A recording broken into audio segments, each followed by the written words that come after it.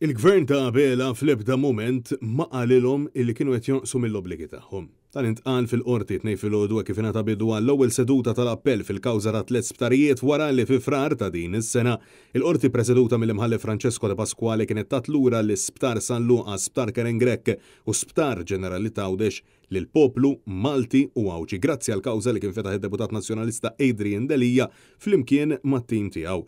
Bil-gvern tal-Labor sakemm ma tħabbret is-sentenza baqa' sal-aħħar jiddefendi lil Stewart. Madar kollu malli ħarġet is-sentenza u l-Partit Nazzjonalista ingħata raġun il-gvern ta' Bela beda jbiddel id-diska.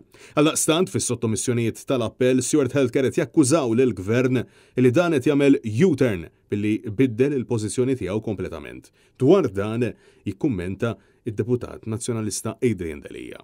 Minkejja illi kien hemm mhux waħda jew tnejn bosta imma pratikament m'għamlu xejn minn dak illi kien miftijem imwiet u li kienu obbligaw irwieħhom illi jagħmlu, il-gvern qatt ma tom in-notice illi daw għamlu xi ħaġa ħażina.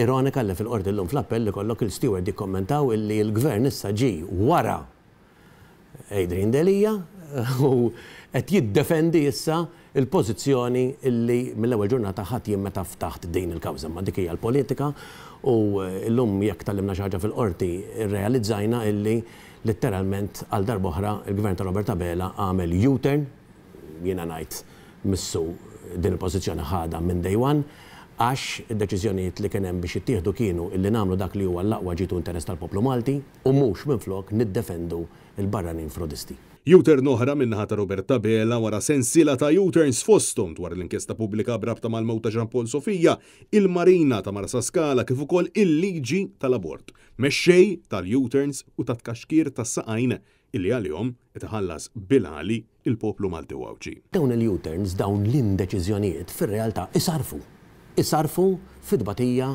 lill-poplu, isarfu f'dan il-każ f'miljuni, isarfu f'miljuni għax kieku l-gvern ħaddin il-pożizzjoni mill-ewwel kieku ma konniex inħallsu 400 miljun fuqhom.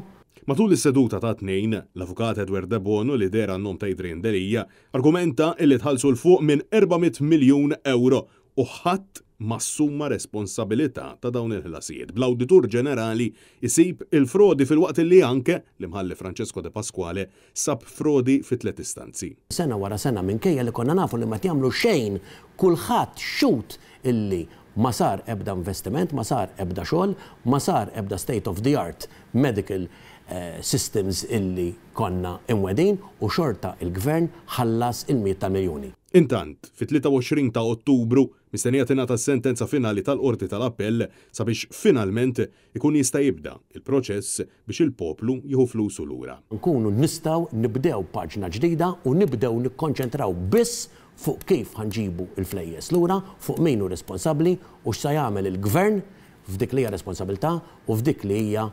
il-responsabilità wkoll tal-flus 400 miljun illi pajjiżna illi taxpayers tagħna jippretendu illi nġibu lura. Francesco Catania, Net News.